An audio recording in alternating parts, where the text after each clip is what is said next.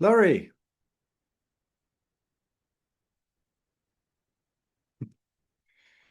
hello, Laurie. I can see you.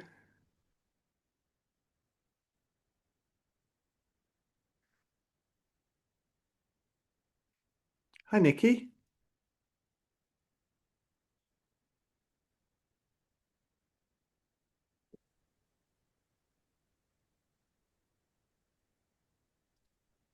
Oh, what happened? Hey, Nikki. How does this work? Huh? There's a camera Trying to. sign, like bottom left, video sign. If you click that. Joni, hello. Hi, Phil. Hey, Joni. How are you doing? I'm doing good. How are you? I'm I'm I'm good. A lot of bizarre fiascos today, band politics and musicians, eh? But nothing serious. That's that's What's going on with you? um, I think. Well, some of the swelling on my ankles has gone down. It's still ways, I'm obviously still a ways to go to normal. So that's good, but my knee is still very swollen. Um, Knees are stubborn. Knees are stubborn. yeah, and it's been a couple months. Um, and yeah, it's still, I just hope the other one doesn't swell up. But yeah, that's kind of where I'm at. I do have a couple questions, but I can wait till No, go for we it. get going. Go for it. You're on Okay. first. Hey, Um, Nikki. There you are. Hi. Hello. Go for it. Go for it, Joni. yeah, no, so my main question is like just your I haven't been I haven't been hungry lately, like the last month or so. Like hardly at all. Like I'm still eating, but I'm eating a lot less, like maybe a pound of meat a day, because that's really just like all I can stomach. And I don't know if it's just because I'm not very active right now, but I also haven't been active for, the past few months. Um, but yeah, like I don't really have very many days where, like it's time to, so I'm usually only eating like one meal a day now, but even then it's not like I'm really hungry or, it's not like my mouth is watering or I'm even thinking about the food. I'm kind of just eating because I just feel like as a woman, I don't want to undereat and then risk like my hormones or my thyroid or any of that stuff tanking. And same thing with fasting. Like I don't want to just not eat, I mean, because I probably could like just not eat for days because I haven't been hungry, but I don't want to risk like causing other issues. So I don't know. I was just curious what your How thoughts. much of that pound of meat is fat? I'm doing the 2/3 protein to 1/3 fat every time I eat. Okay. I really wouldn't worry about it. I mean, the hunger signals are a lot less when you go carnivore. Always, always. It's like today I haven't eaten and I don't worry about it. I'm going to get up tomorrow and I'm going to train. And I know that I'll eat tomorrow because then my body says I have to build some more muscle. And Mhm. if you don't have that signal, then it's never as strong as when you have that carb craving. Are you just It's watching? never Oh, really. So yeah. I wouldn't worry about all of that. And I really wouldn't worry about it tanking your hormones. There's a podcast out there. It's Mary Ruddick, who, I love. She's amazing. With on Judy Cho's channel about carnivore and the thyroid. And there's a load of stuff coming up. Recording in progress.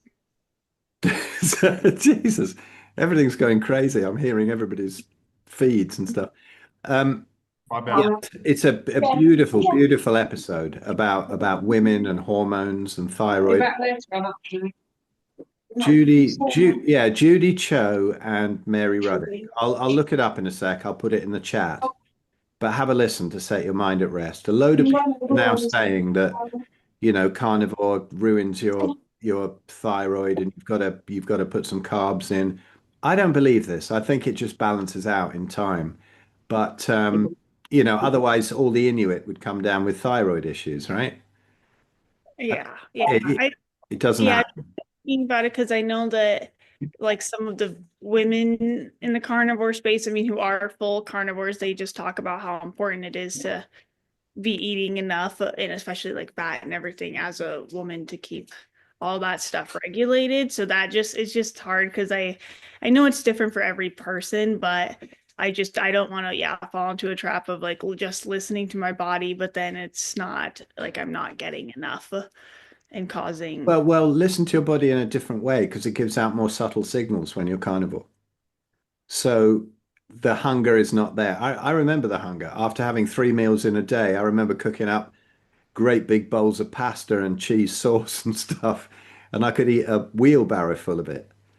But the hunger signals are very different because you're getting far more nutrition from the smaller amount physically that you're eating.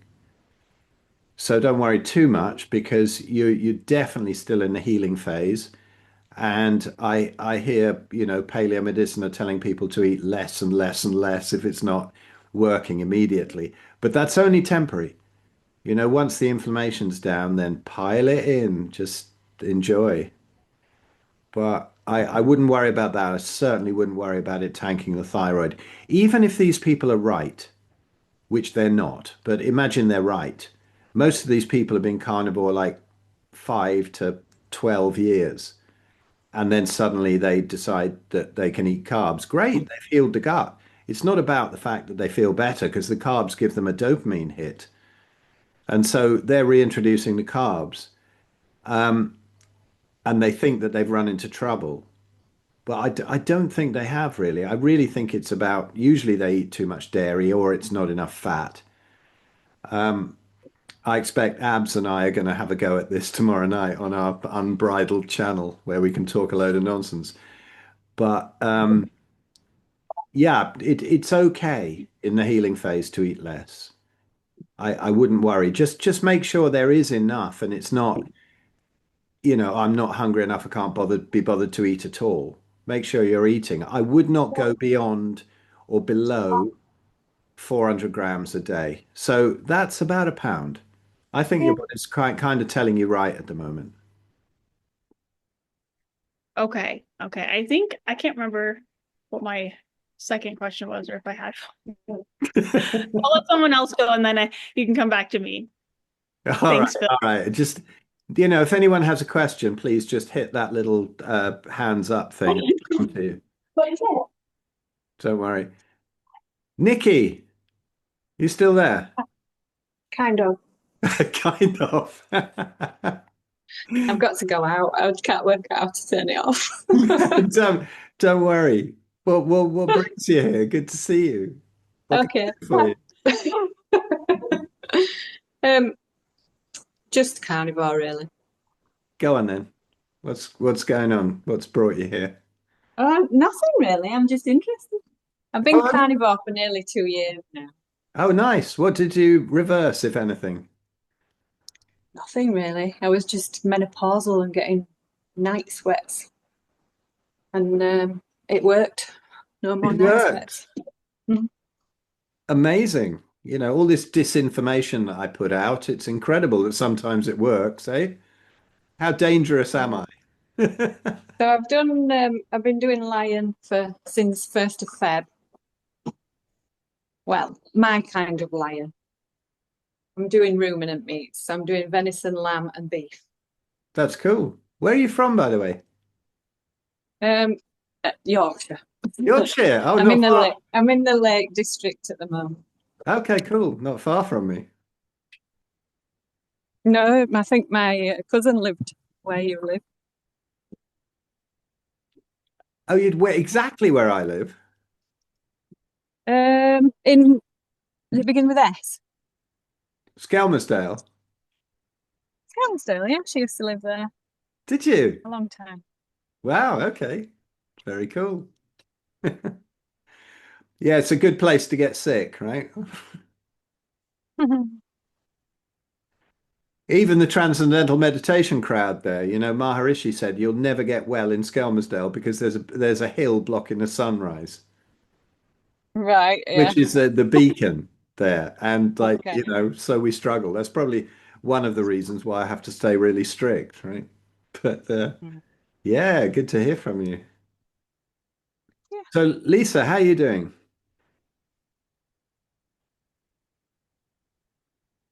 Hey, I'm doing Hello. good.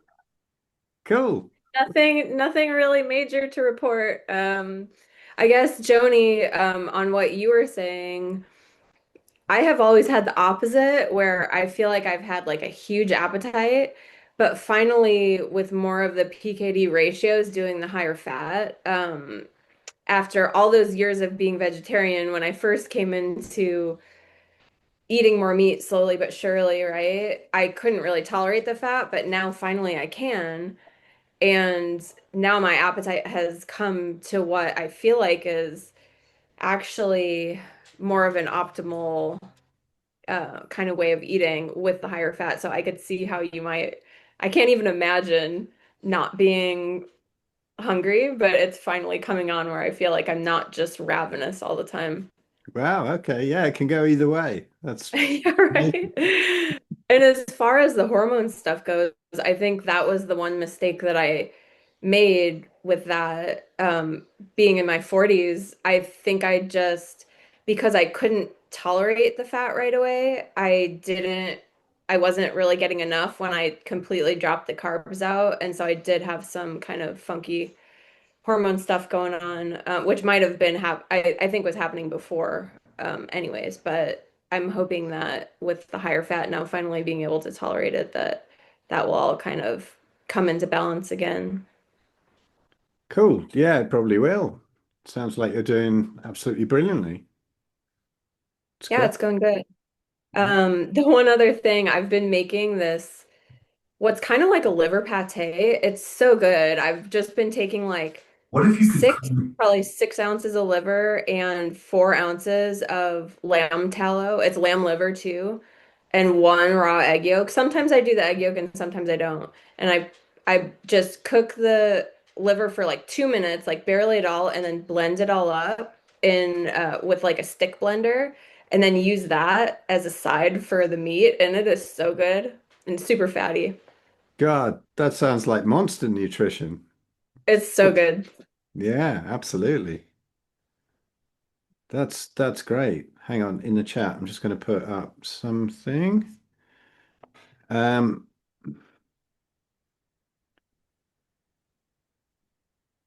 okay, Joni, that one's for you, if you can see the chat. Oh God, has it come up with the right one? You just never know, do you? When you're as tech crap as me. It's Judy from New Zealand. Yeah, there's Judy. Judy and Mary. Have a look at that episode. I think that'll be really interesting for you.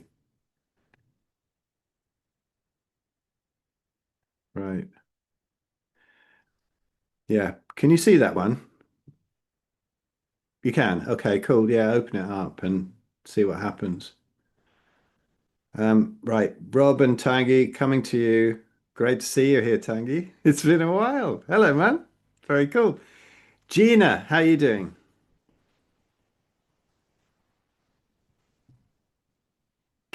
Are you there? You put that picture up. It was funny. Somebody a little while ago said, it's amazing how Gina can maintain that perfect expression the whole way through. Yeah, I almost missed my turn because yeah, hi, live from my kitchen, and I'm just about to prepare some dinner. So my news here, last week oh no, it's still this week. I had some amazing lamb and some really nice fatty beef steaks. And now I've gone back to a mixture of minced beef, minced heart, and minced what do you call it? Diaphragma. So Weird. this is what I usually eat, this minced triple, and I hate it. And I told you last time about my tallow accident, and that I since then I ate butter. So yeah, now I cannot go back to tallow. I hate it. I'm addicted to butter then. Well, it is incredibly delicious. You know, as a friend of mine once said, you can fry up a shoe in butter. It will taste good. But yeah, yeah, whatever. You know, if you're feeling good on it and you can take it, go for it. It's Yeah, I'm not sure if I'm feeling good. Like sometimes I don't know if it's really due to the things that I eat or if it, I'm quite stressed, like with the baby, and I have this muscle imbalances, so I rarely have time to really spend time with my body for stretching and do some like this elliptic bike training, which is really good for me. But yeah, sometimes I don't know if I feel a bit off because of what I eat or due to the lack of taking time for myself and taking time to do things for my body that I need rather than just sitting around all day mm. entertaining the baby, you know? No, I know how you feel. Yeah. Can It's I just ask around? go. Yeah. Yeah. I'm not sure if anybody else is here with like a joint problem or like body pain. Like, do you guys do anything to like do stretching or do some physical exercise or sauna at this time of year? Or I don't know where you all are. Some look like you have summer. Apparently, is in Mexico, I know. But yeah, do you guys do anything like besides the diet? Joni For was your for waving. yeah. I I didn't, yeah, I mean, I've been lifting weights for years now. I haven't really been recently just with all my stuff, but I've been sauning in the last couple of months, and I think that's been helping a little bit. So trying to go like 3 or 4 times a week, but I also have like resistance bands that I just do light exercises with at home. Like I don't do it like obviously I'm not using it because like for me right now it's my ankles and my knee, one of my knees that are like swollen and painful. So luckily like my upper body is okay, so I'm doing resistance exercises on the areas of my body that I can still that aren't bothered or hurt, um and just trying to do light movements, like nothing crazy, but just enough to kind of like get those muscles, like get the blood pumping and flowing. Yeah. So do you specifically do something for your swollen knee? I just try to move it as much as I can.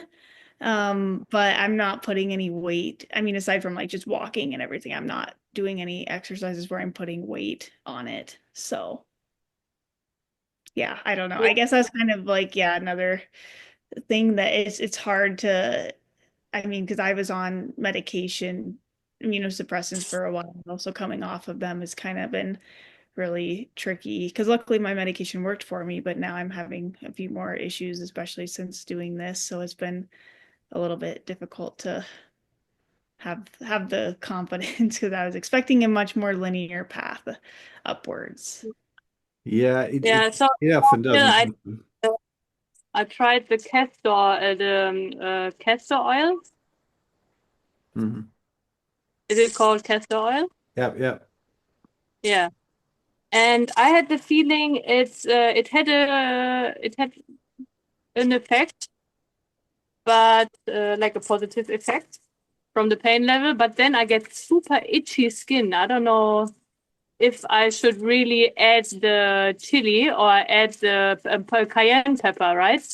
Because yeah, I'm not sure why this castor oil seems to irritate my skin, or if it's something coming out of the joint for like a detox effect. Well, you know, when I mentioned this, if you got it from me, I think it was just worth a try because I do realize that the castor bean, you know, has one of the most powerful plant toxins in the world, which is ricin. But then they say that when it's the oil, that most of the ricin is out. But what can you believe? I don't know. It's still plant-based. It's worth a try. I don't use it at the moment. I've been trying more the DMSO way, you know, to maybe help with the movement of it to break down certain like lesions and stuff. But as far as exercise goes, I think the things that really helped me was somatics, which is almost a very gentle form of yoga, just to keep things moving, and rebounding, just so gently you don't even bounce up off the little trampoline thing, just to get the lymph flowing. But something I wish I'd done, which I was advised to do by Barbara, what's her name, who wrote Conquering Arthritis, which was the first book I ever read on it back in about 2010. And she said something very important is to take every joint, even if it's inflamed, through its almost comfortable range of movement every day, and just make sure that those adhesions don't get the better of that joint. So keep the mobility. And I didn't do it in most of the joints. And so that's why my left knee and right wrist are a little bit trashed. No pain, no inflammation, but it built up over a while. And I think if I'd have taken it every day through the range of movement, it would have headed that off really. But also the resistance bands, a great idea. I used them even when I was really, really in pain and sick and couldn't get up off the couch in 2022. I would put one round my foot and hold it and do some like sort of, bending the knee as far as possible and extending it. And it was more for the joints that were affected, for the muscles above, because it's always the muscles above that get wasted above any joint that's affected. And so I wasn't exercising my upper body. I didn't mind about that. I was worried about the muscle wastage in the lower body. I think it really helped with that. So the resistance bands were cool. And then after a bit, I could kind of double them over or use a more powerful one and stuff. They're very good, I think. It's a bit frustrating for me, having been, somebody who used to squat real heavy weights and write for bodybuilding mags, to be stuck on the sofa using a stupid resistance band. But I would definitely use them. Yeah, it's a really good idea. Definitely. Not just for the unaffected joints, for the affected ones, just gently, keep them moving.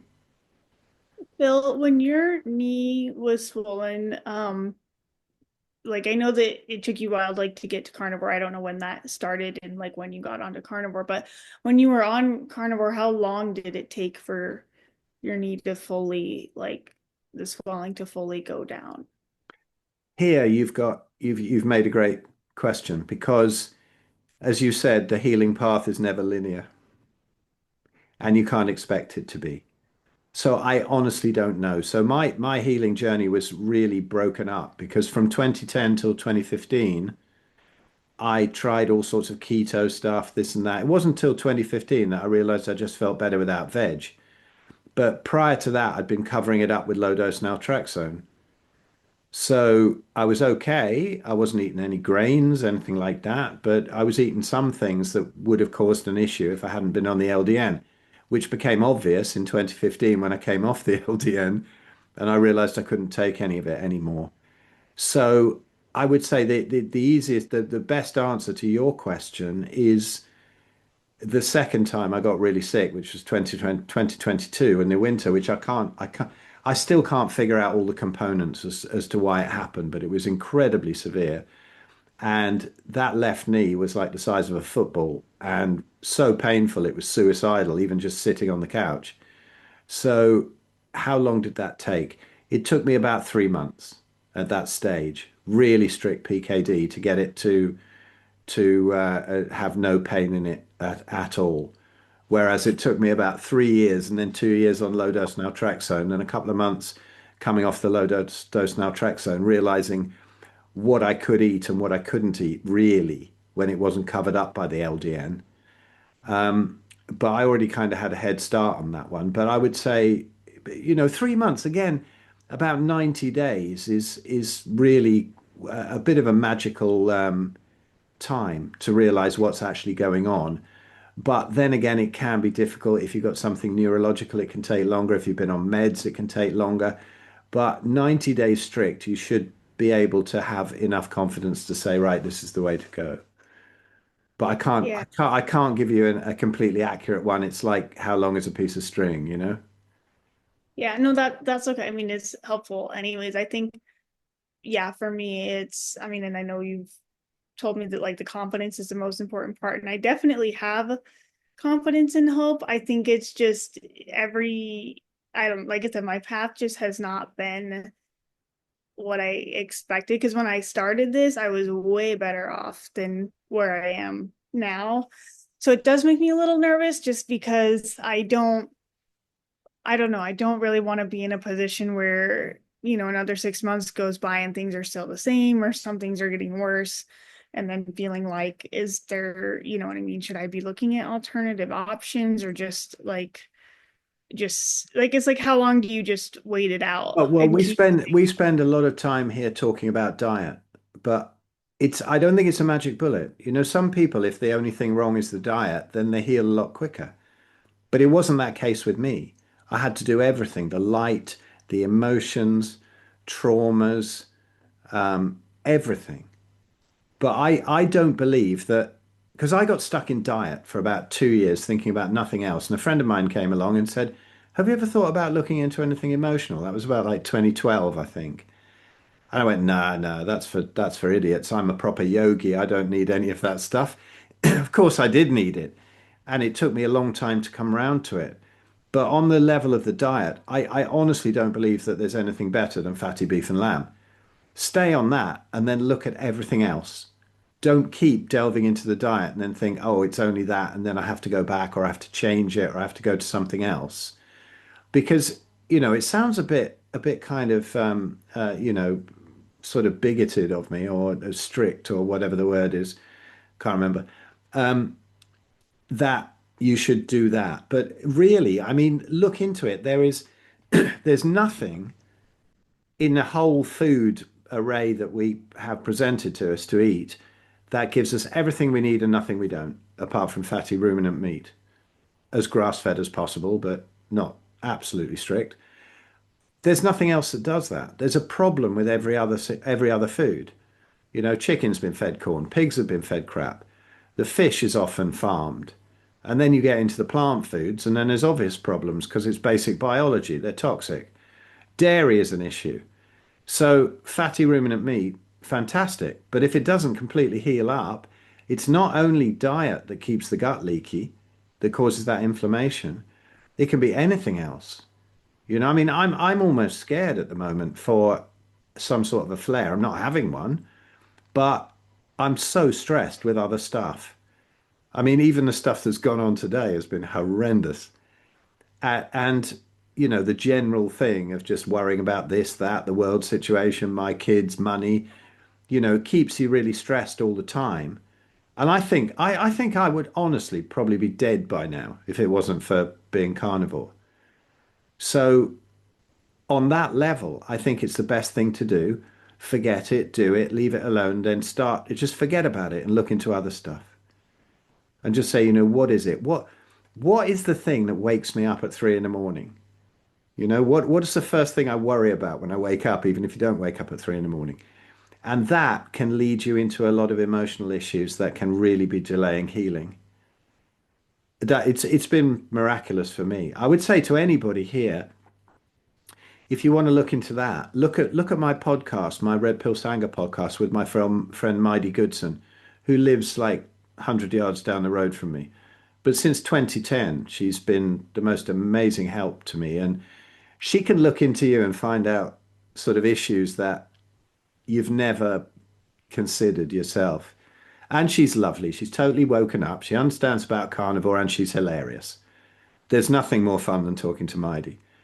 But if you can find, if you're having issues after going really strict for 90 days, I would say look into something else. It's not a miracle solution, diet. It's just the best thing on that level. Yeah. Yeah, I know that's helpful. I think, yeah, the other thing I was just thinking is, yeah, I think for me it's hard because I just don't know if it's, again, because I've been on medication for so long. And like you said before, my body just needs to do what it was not, what I've been suppressing and haven't been letting it do. Or is it an emotional thing? I mean, because Both, right now, both probably. And we yeah, all so have we all have emotional things. We all have stuff. like that. All of us. It's not like I'm saying, oh, look, Joni, you're terribly, emotionally damaged and stuff. We all are. We all are. We've all got stuff to look at. But when you've got a good gut integrity, it doesn't go into the body. But once the gut's knackered, I think then it goes into the body and really reminds you of what you need to do. But we've lost that knowledge.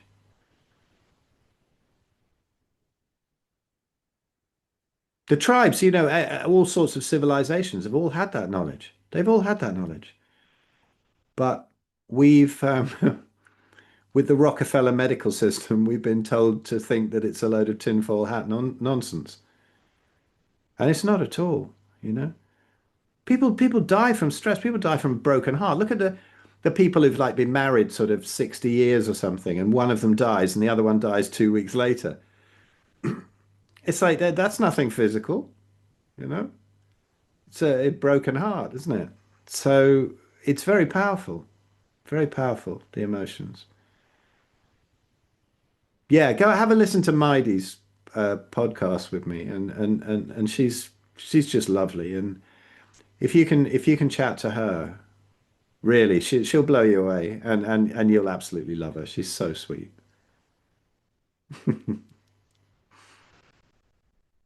Yeah. Rob, how you doing? I'm doing okay, Phil. How are you? You had a stressful day, you Um, said? oh my God, some stuff has happened today that I never thought would happen. It's a really, really, really good friend of mine absolutely going barking and turning on me.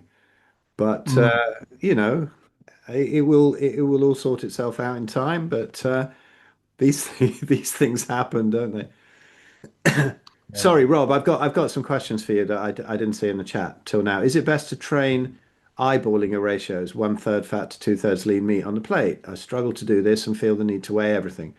I'm also struggling with what amount of protein I actually need a day as a 6'5" man, currently weighing about 184 pounds. I've a similar struggle to Joni. I don't feel super hungry a lot, but I feel the need to try to hit certain amounts each day, and I don't have confidence without weighing and tracking. Rob, do what you want to do. I think eyeballing a third fat to two thirds lean meat on the plate is good enough, but I know you've been through some horrific stuff recently as well. So can you expect to be super hungry? When we're stressed, are we ever super hungry? Because the body's in a sort of fight or flight mode, which it's not supposed to be permanently, right? We're only supposed to be in a fight or flight mode when an animal's chasing us or when we're chasing an animal or something, and that didn't happen. If you listen to Mary Ruddick's podcast, my or her Spain talk from last year, it's beautiful. These tribes, people think that they're all stressed all the time. No, they just sit around most of the day hanging out. And then the young guys go, hey, shall we go hunting? It's not desperate. It's like people go, oh, the hunt fails, so we eat more plants than animals. No, they know exactly how to do it. And they go, hey, shall we go and have a bit of fun now? And out they go. And they go out for 3 hours. And then the rest of the day, they just hang out and chill. There's no mental issues. There's no stress. There's no nothing. They're just incredibly happy and laughing all the time. And they don't have the worries that we do in the Western world. And you've been through a load of that stuff recently. So, when you're in fight or flight, imagine a lion charging at you in the Serengeti. Do you look at that lion and go, do you know what? I fancy a bowl of cereal. No, no, you don't, because you've got far more important things to do, which is avoiding the lion. But we get thrown into these permanent states of fight or flight, and that can also really reduce appetite. So, again, you're in that healing phase too, like Joni. And so stuff is happening that stops you from getting the true hunger signals. I wouldn't worry about it too much. I would just really make sure that you get those ratios. And if you have to weigh it, if you've got that kind of mindset, I can't be bothered. I'm a lazy musician, so I can't be bothered even getting the scales out. I just want to go play drums or something. So I just, get hungry. And so it's a third fat to two thirds lean meat on the plate. It's easy enough. That's how I do it. But if you want to weigh it out at, 33 grams or, 33%, what is it? For every 100 grams of lean meat, and that's not protein, it's lean meat because it also has fat in it. So 100 grams of lean meat to put in 33 grams of fat. If you want to weigh it, that's fine. That's what it is. Just don't get into working it out with calories because it gets into your brain that calories actually exist. So don't worry about that one. Yeah, that makes sense. And yeah, I'm curious with in what you said to Joni and also kind of like with what you know of my, a decent bit of my circumstances. You know, how do we how do we maintain that confidence even while we feel like we're perpetually being attacked by lions, if you will? Because I've been attacked by at least six or seven life-changing lions in the last 2 years, and I do think that Yeah. my body has been stuck in this chronic stress response, and everybody and their grandmother says you need to relax, and I agree with them. But just yeah, I guess how do we? I mean, we dial in the diet, we control what we can control. Obviously, like if we have faith, we lean back on that. But I guess, how do we differentiate? For example, like my mom, when she died 2 weeks ago, that knee pain came in, and I haven't had a knee problem until now. And every miscarriage my wife and I have had, I've had a new joint that develops. So four joints, right? And you kind of go down the list of things when a new joint starts getting finicky after lion attacks. What's the emergency, or how would you say, do you kind of get what I'm saying? Like it's very disorientating to feel like you're doing everything right, but you can't control how much stress comes at you on a given year. Well, the best way to never relax is to try and relax, right? It's like Right. the best way to never go to sleep is to say, I really need to sleep now. Yeah. You know those nights that you have when you have an early morning flight and you go, I need to sleep, and you just don't sleep at all because you get up for an early morning flight. And it's crazy. You try to do that stuff. It's a matter of letting go and understanding the skills that are needed to let go. So I would say look at some EFT stuff. Talk to Maidi again, and my lovely friend Anne, who has just popped up here. Talk to her about heart math and stuff. That's a miracle. There you I go. don't know how I made it here, but then anyway, I shut up. Anne's amazing. I've known her for ages. She's very wise. She's also an amazing singer and musician and incredible history. She's got albums out and all sorts, and I love Anne. But she's really cool at this stuff too. So, the EFT stuff is really good for breaking down sort of false beliefs and fears and that kind of thing. Emotional freedom technique. Just look up something on YouTube. Just look up something, EFT and any subject you want. Somebody will have done some process on it. It's a weird tapping thing, It looks mad, but God, it's helped me out of a load of things. It's really cool. And Anne does stuff on heart math as well. There's a lot of techniques out there that will release these traumas, these fears, your perception of the present. Is it really that bad? That wow, what's her name? Why have I forgotten? Um, the one Can who I say says, something? "Come on, yeah, help me out a sec, though, Anne. First of all, one who is the one who says, are you absolutely sure? Is it absolutely true? Is it who? What's her name? What's her name? It will come back in a minute. I was Mel, gonna is it say Mel something. something? No, no, Mel, no, no, no, no. no. It's Byron Katie. Byron Katie. Baron Katie, she's excellent. Her stuff. I Her stuff. recommend. I mean, Phil gave that to me. I mean, it looks like that, but it's been helping me quite a lot. Anyway, I was gonna say, whatever you're saying, I can see that every time you got a problem, you got another problem, emotional, that you don't deal with. It seems to me you don't deal with it. And then it comes up with a problem. And everything will come up with a problem if it depends on your state of mind. That's all. Back to you. Yeah, it's not the problem. It's like the old thing of, two guys sitting next to each other in a traffic jam, isn't it? And one's blasting the horn and pounding the steering wheel, and the other one's sitting there chilling out, listening to some music, going, "Do you know what? If this traffic jam wasn't here, I might have had a crash on the way home. I might have." So he's just chilling out. So it's not the problem. It's the same traffic jam. It's just our attitude towards it. Attitude and the belief, and that gets you on the spot. Yeah, yeah, totally. Right, Rob, I'm just going to answer this one as well because it's a real easy one. How do you get the fat protein ratio right when incorporating bone broth? I think you said Sophia said it wasn't a consideration, but a cup of bone broth could have 9 to 10 grams of protein, which could make a difference in your overall ratios, right? Possibly, but for some reasons, Sophia says it's not a consideration. I think it's because it's already pretty much broken down. It's not that solid. It's also it contains an awful lot of really good stuff like collagen for really helping with joints. And I think that any downsides would be far outweighed by the upsides, as long as you don't have a histamine issue, because then it can be a problem. But no, I wouldn't worry about bone broth, honestly. I never, I never,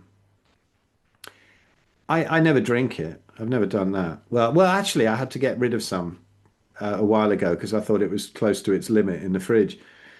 So I did drink a couple of cups of it, but yeah, usually I just use it as a sort of gravy or a stock for other things.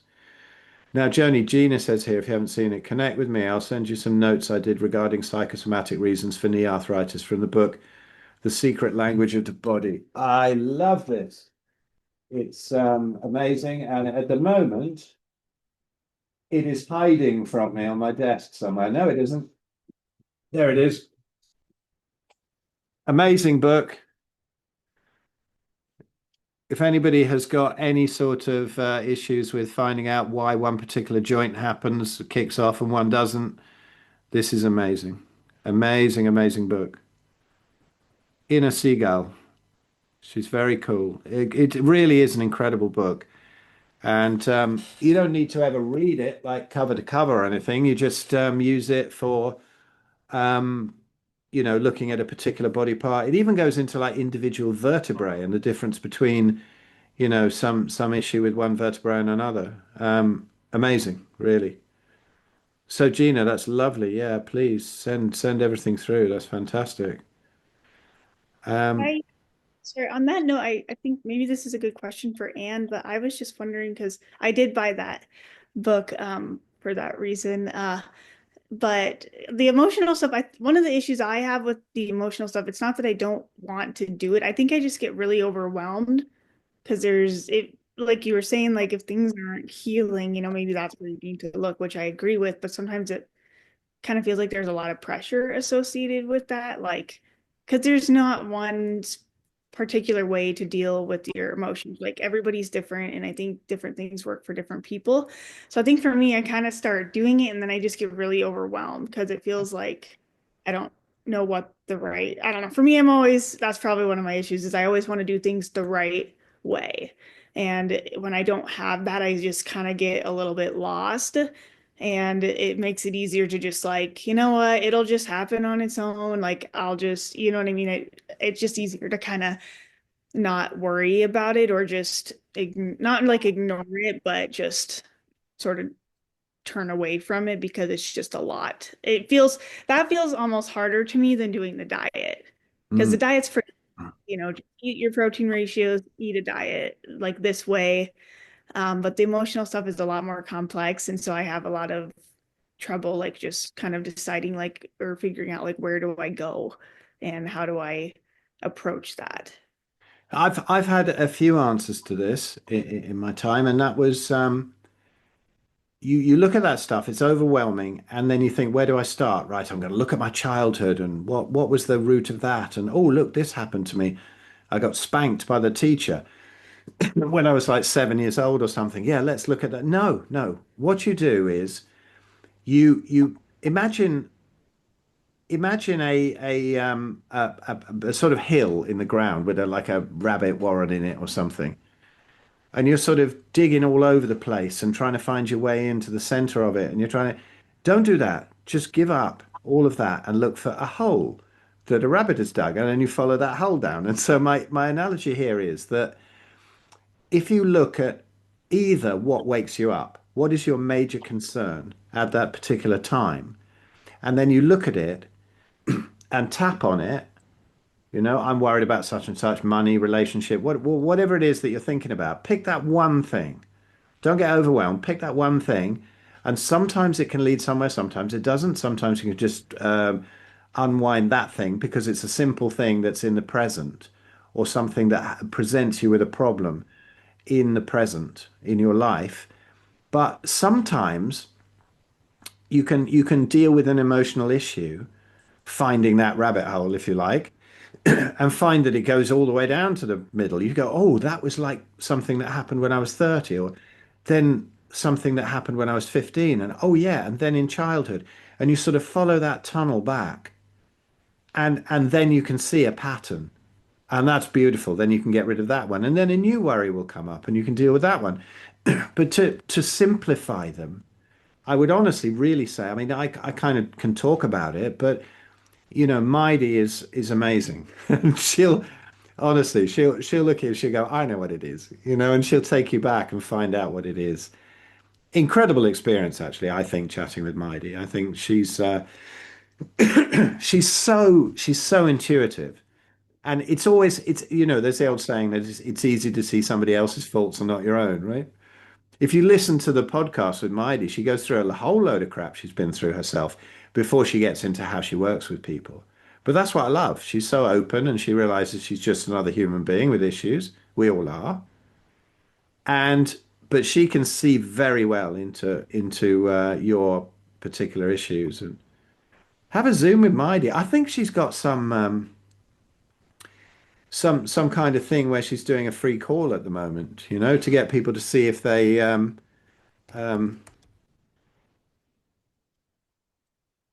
they're good. They want to work with her. Hang on. I'm guessing at this. I'm going to see if it works. Does that work? I'm going to try that. See if it's come up with it. Yeah, there's Maidi. So.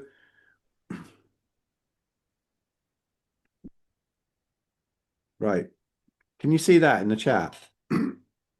Yes. Yes. Got Have it. a look at Thank that you. and have a look on my YouTube channel and see the interview with her, and she's amazing. So I think she's got some kind of a sort of free thing at the moment. So to go and take advantage of it and have a chat with her because she's amazing. If nothing else, you'll really love getting to know her because she's just great. But she can get rid of that overwhelm. I know exactly what you mean about the overwhelm. Totally. Because where do you start deciphering your own emotions? My God, it's the most complicated thing in the world, right? Yeah. May I say that Yeah. learn to get rid, well, I had to get rid of the resentment I had for my mother. And you have to bear in mind that I was 63 by the time I made it. So that took a while. But otherwise, any problem I have now, I just do breathing. That's all. And within 4 or 5 breaths, I'm back in neutral and I can do a choice and I'm not going back to reaction. Mm. And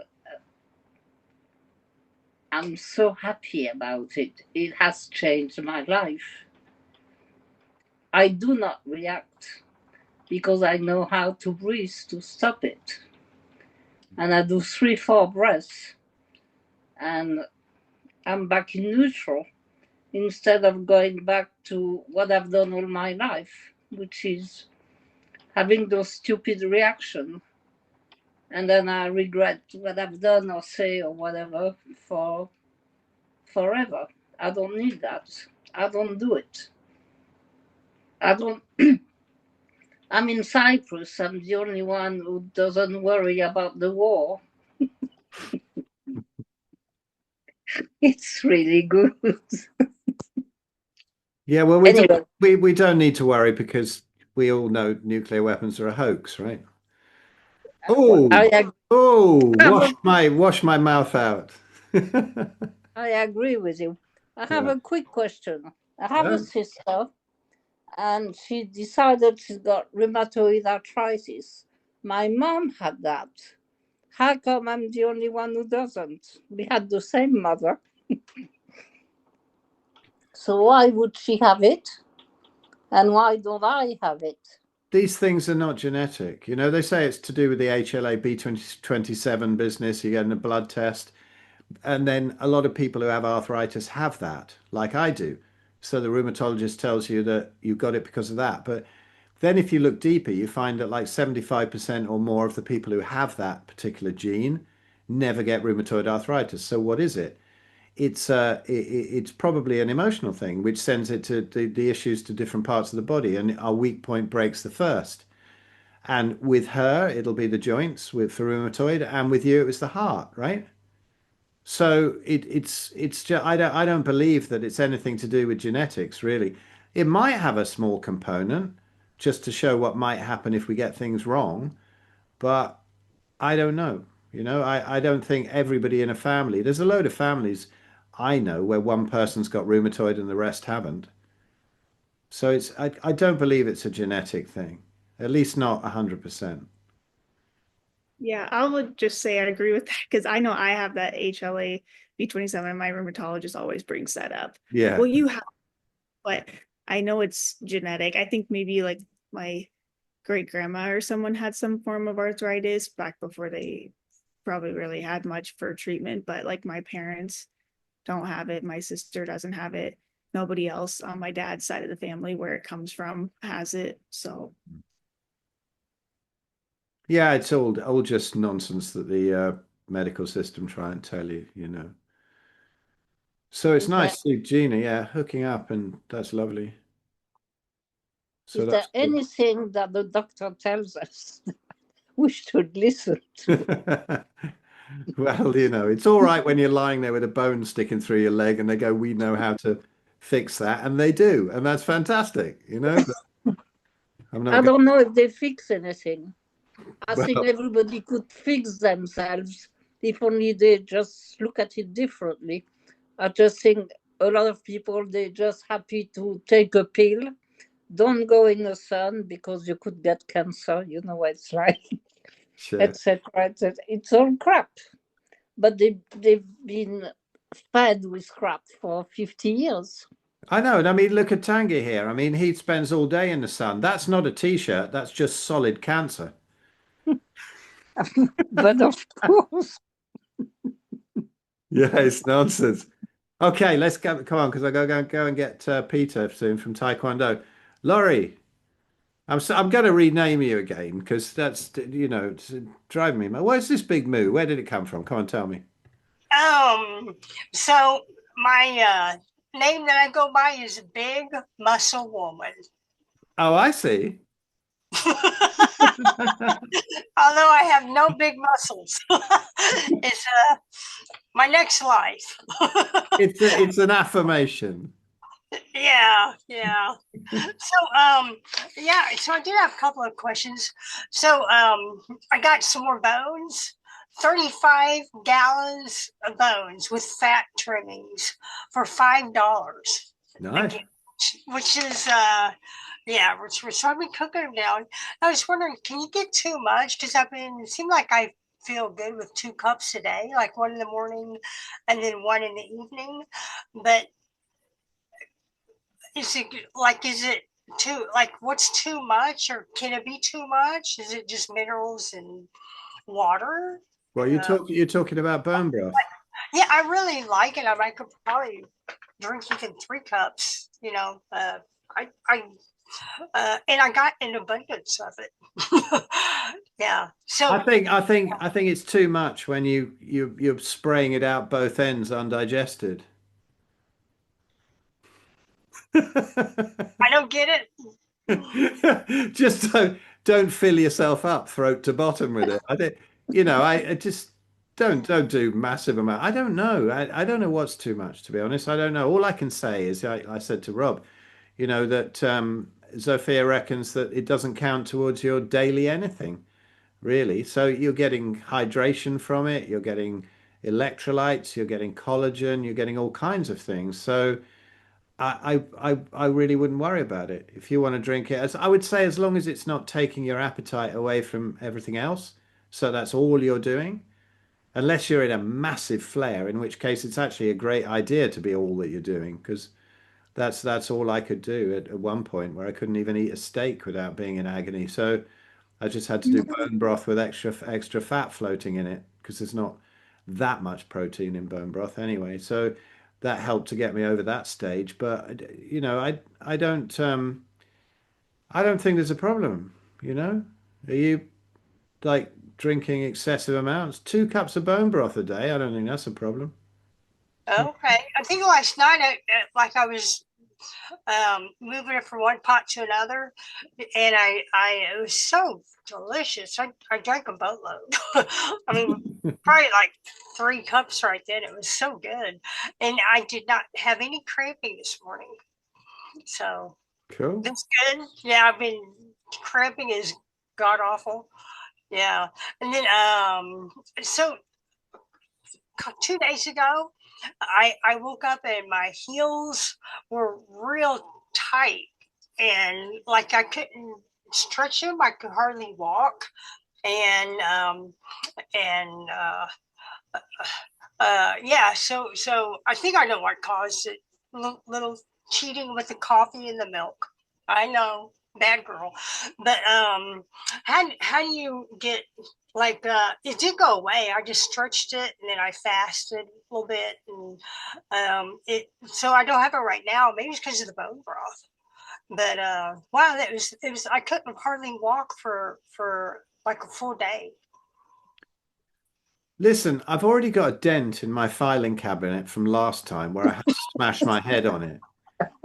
Am I going to have to smash my head into the filing cabinet again? Well, no, but if you do have a flare, which is that, then is the best way to get rid of it fasting?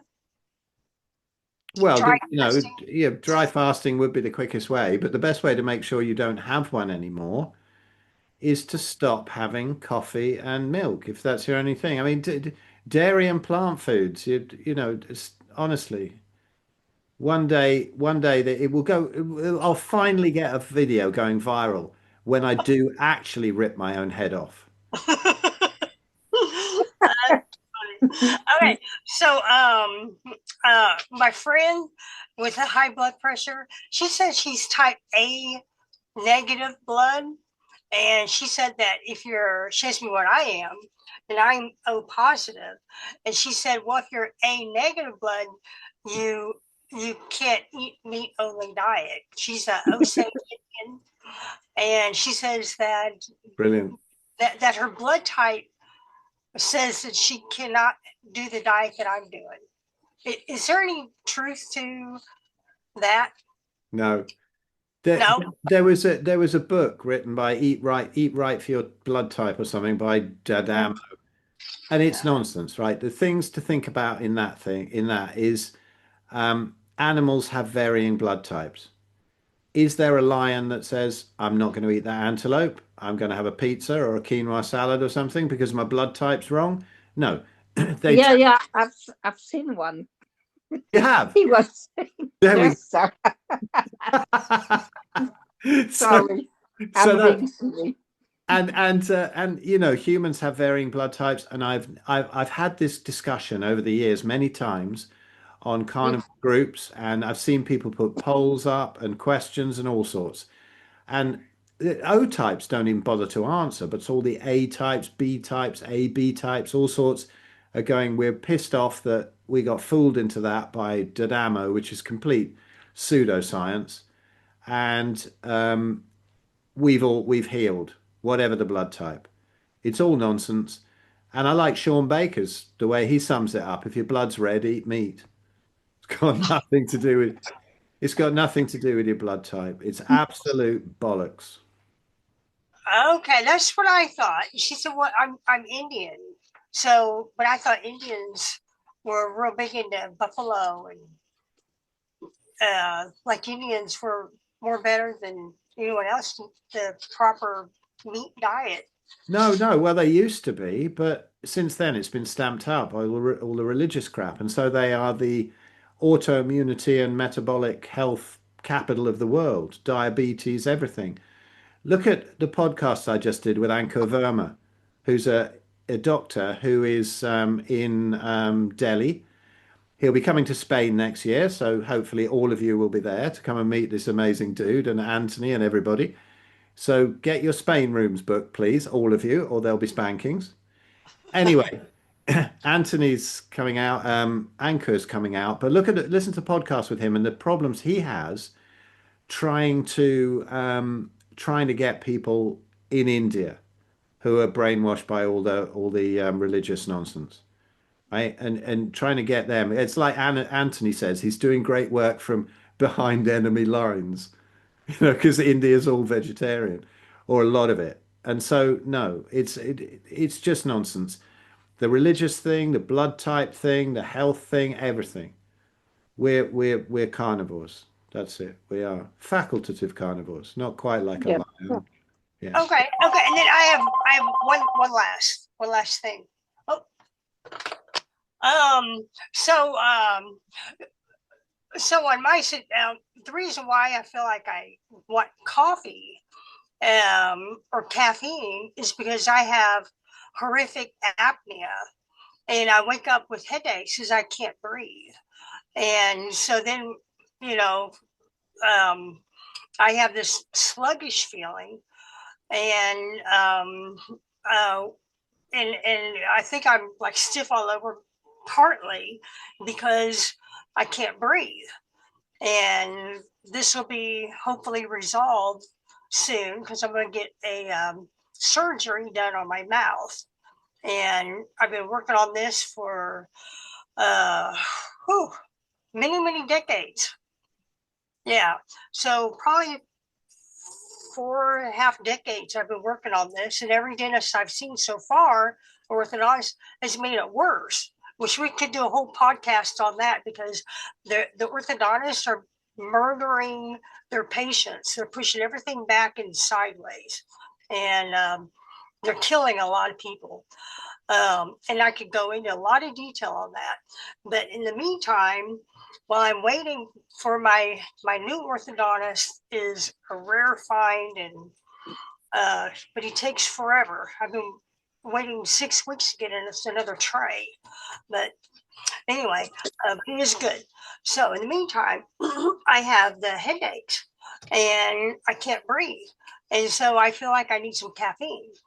And when I do have it, it gets rid of the headache. And I feel like I can do some stuff for a few hours and I can function.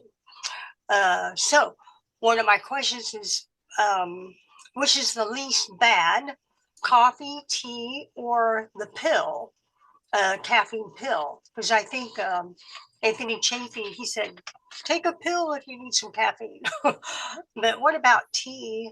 Um, and um, and if you do have tea, I know it's got oxalates. And Sally Norton, she says she puts milk in her tea, and or she has milk to offset the oxalates. And I watched a recent podcast, and she says she has a cup of tea every day to repress the oxalates coming out. So then I was thinking, well, so yesterday I had a cup of tea, and maybe it's because I had something different. I felt pretty good with the glass of tea or with a cup of tea, and I didn't soak it for very long. It was just like, not soaked long. So Yeah.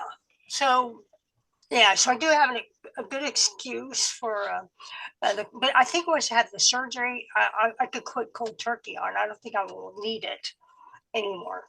But in the meantime, which is the least bad? Which is the second least bad?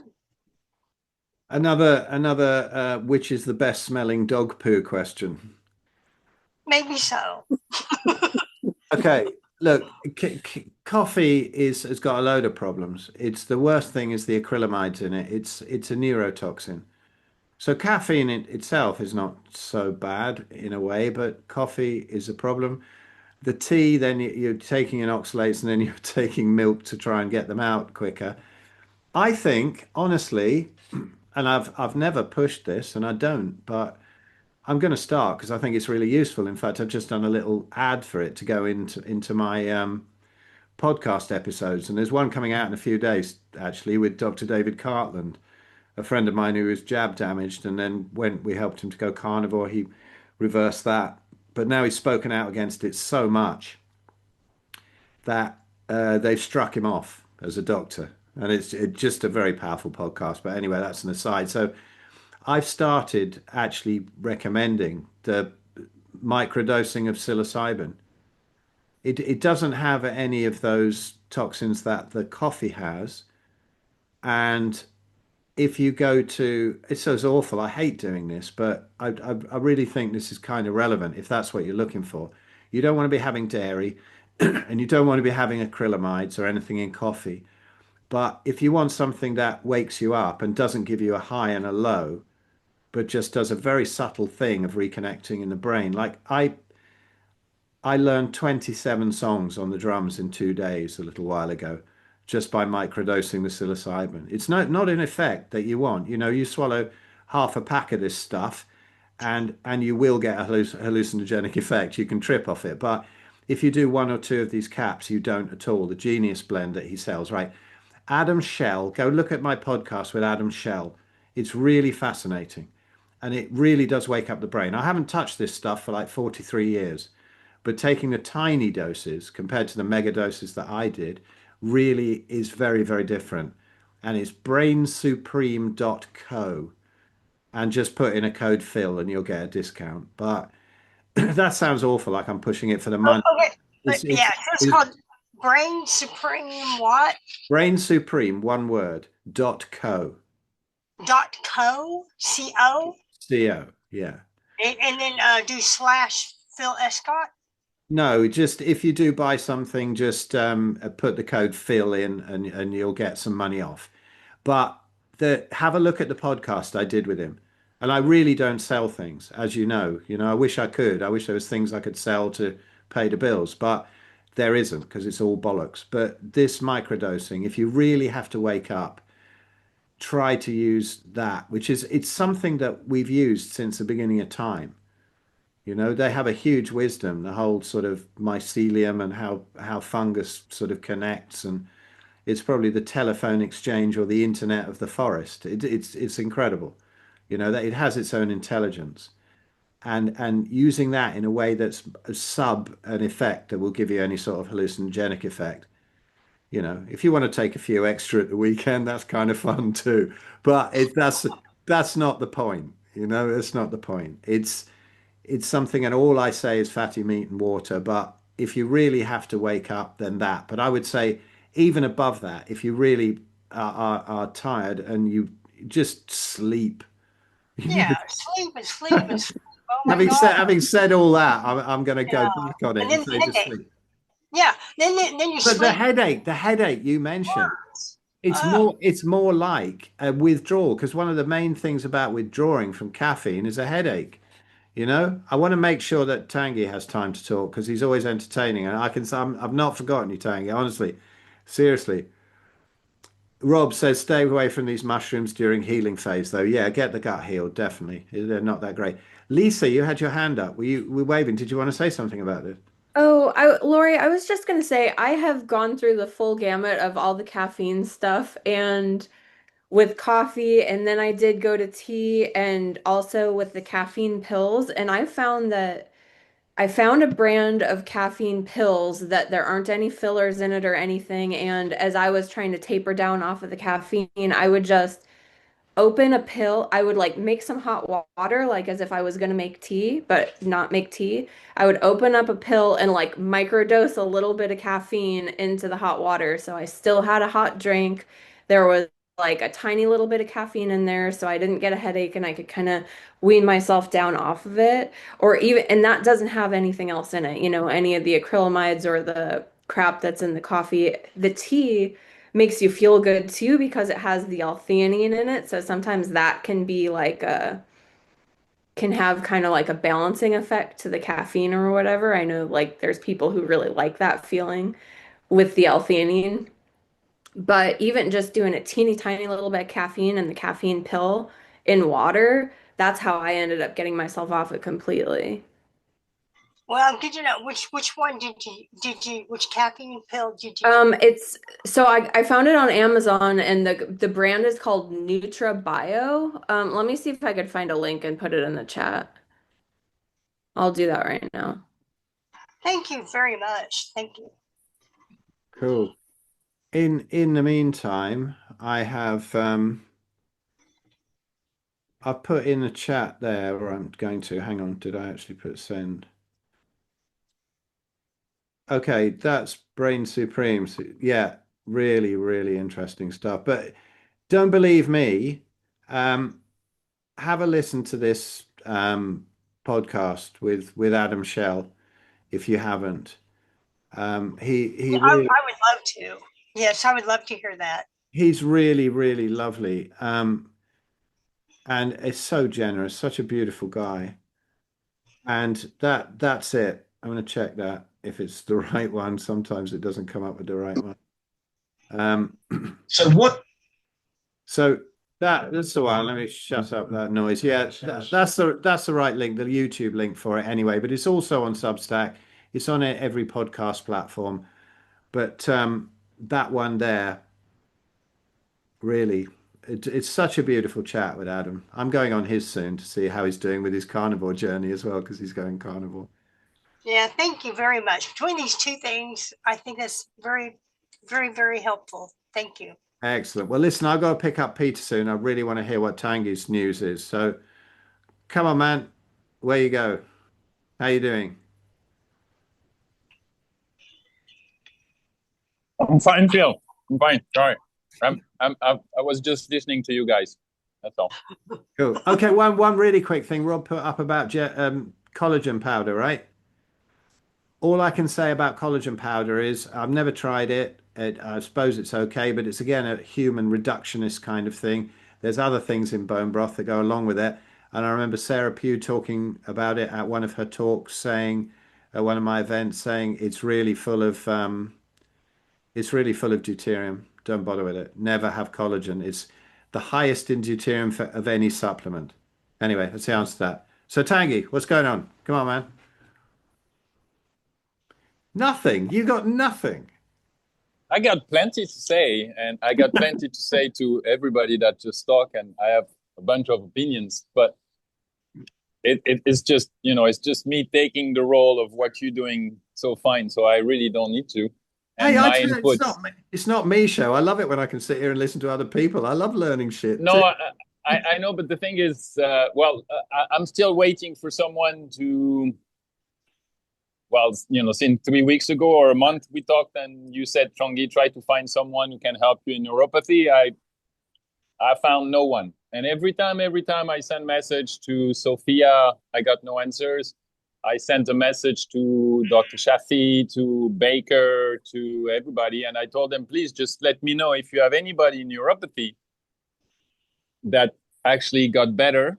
And if you can tell me, what happened and how long and whatever. Never got an answer. Went on YouTube, went everywhere.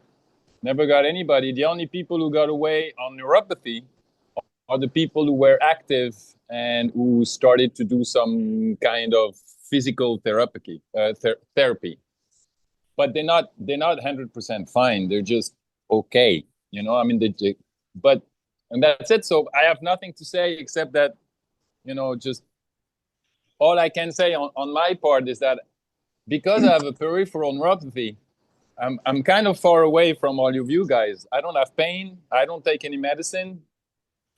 I'm extremely simple in what I do.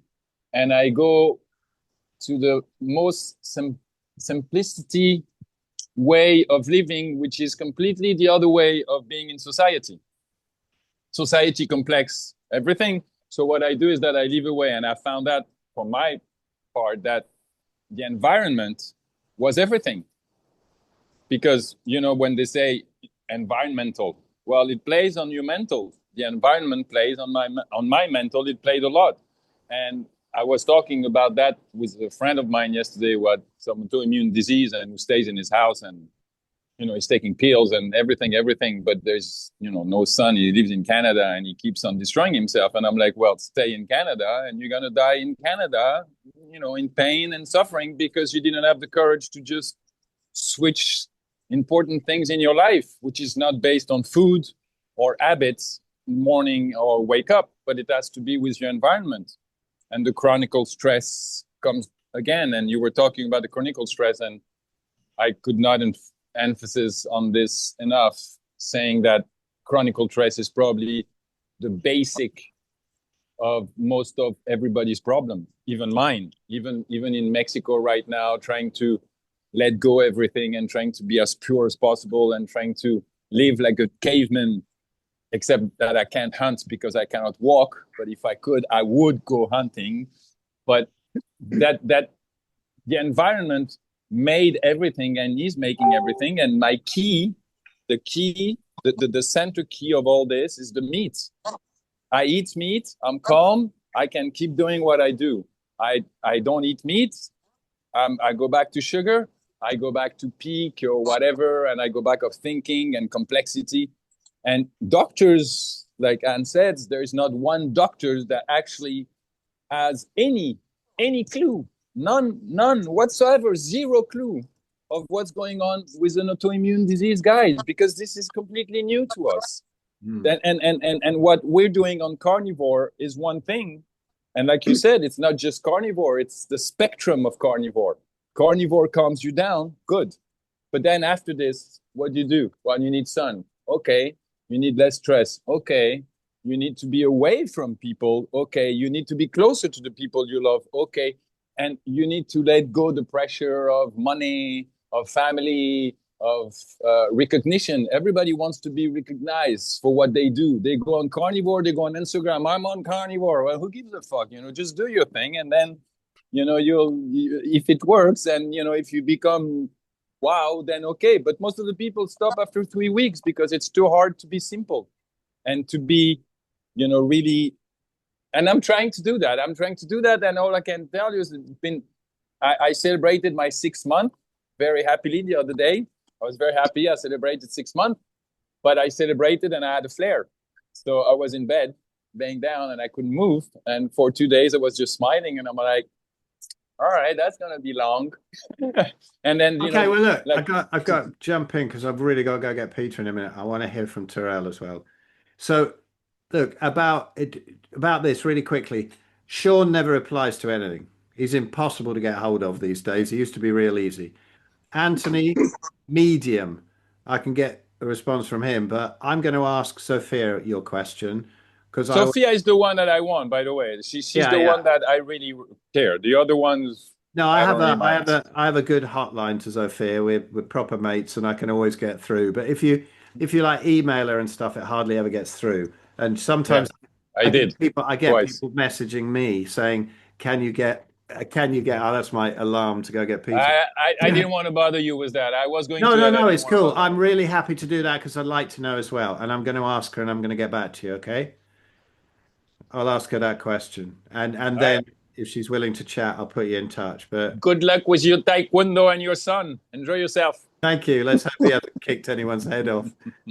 Terrell, how are you doing? Good to see you here. Oh, thanks. I'm doing better, a little better. Last week I started the subtraction course. Yeah, I saw that. Videos with Zovia was brilliant, and the Dr. Natasha, I'm just going to say that. And I stopped taking any supplements. I stopped eating all dairy, including butter and ghee, um, and just am down to like beef, lamb, and salmon. And already, like, I've been able to go through a couple of days without taking any pain pills. So that was really brilliant. Um, so yeah, so I feel, you know, little by little, um, it feels like I'm really enjoying the course and going through the course. And there were a lot of videos that I had never seen. And I've been in the carnivore space for, 10, 11 years. But so that was really good. I did have a couple of questions. One was, you mentioned in one of the videos about inclining the bed, like the head of the bed. Yeah. Is that just like, because I think you referenced a PDF, but I couldn't find the PDF. Is that just like 5 inches or six I know. inches? Well, it's about 6 inches is pretty good. That's what we do with the beds. A flat bed now Okay. feels weird to me, but I find it does help with sleep. It helps with for people who have reflux, obviously. It helps with the lymph flow. Oh, okay. Yeah, incline bed therapy. If anybody just Googles that quickly, you'll find out info on it. But I found people put like bricks underneath the legs at the head of the bed, or what we do is I found these things where you're supposed to raise all four legs of the bed up to put extra storage underneath, that kind of thing. You can get them on Amazon. They only cost a couple of dollars. And I just got two of them. And well, I got a set of them, but it worked for two beds, you know? So you Yeah. can put just the head of the bed on the bit that sticks in, whereas it doesn't fall off every now and again. I've had them fall off sometimes in the night when you're using something different. Suddenly you go clunk, the bed collapses, and you wake up in the middle of the night. But yeah, just to lift it up by about 6 inches, thereabout. Okay. Yeah. And then I wanted to ask about deuterium. Like they sell, people sell deuterium water, deuterium depleted water. Um, and then I was wondering if carbonated water, does that have, like, does that change the deuterium level, have any effect on No. that? Okay. Nothing changes the deuterium level unless you get deuterium depleted water. It's a completely different process. Okay. You know, whether it's distilled or reverse osmosis or filtered or anything, it's all about 155 parts per million. To get it down below 130, you have to live right up the top of a mountain and get glacial water, or you have to live in Antarctica or something like that, where the water is very low in deuterium, which I think is why one of the reasons why tribes up in the north, or high up rather, they'll get glacial water. They have a good lifespan. I think it's often down to deuterium how the telomeres get shortened and our lifespan gets shortened. You see people going on like scientific expeditions to Antarctica, and they have the same old diet, the same old crap, but they start to notice that loads of their issues are clearing up. But Mhm. I would say that unless somebody's got pancreatic cancer or something and been given 2 months to live, I don't think deuterium water is necessary, unless you've got a lot of money, in which case fine. But it can be very, very expensive. But look into it. You put my name and deuterium in, but I think there's some links in the course anyway that I I put think up so. I to. haven't got to that yet, but I think Okay. so. There's some I put there. A great podcast with Laszlo Boros. And I always say he's like a friend of mine, and we were born within a few days of each other in 1962, both Geminis and both drummers. But what a brilliant guy! And he reversed his own cancer, whereas his twin brother, also a doctor, died from his because he went the deuterium depletion route. And he hardly drinks anything. He will have a little bit of water now and again, but mostly it's just animal fats that he hydrates with, and that's the way to get the cells to produce their own deuterium depleted water. So that's how it works. So if you're on a very high fat carnivore diet, you're very deuterium depleting anyway. Okay. But if you've got a lot of money and you've got pancreatic cancer, then by all means buy deuterium depleted water, but it is really expensive. Okay. Thank you. And heart problem if you ask Jack Cruz. Yeah, cool. All right, guys, I've really got to leg it now, otherwise he'll be standing there on his own. Whatever. So I've got to go collect him. Lovely to see you. I'll put this episode up soon, but See you soon. See you next week. Bye-bye. I hope Bye-bye. I find you next week. Okay. See you later. Ciao, ciao.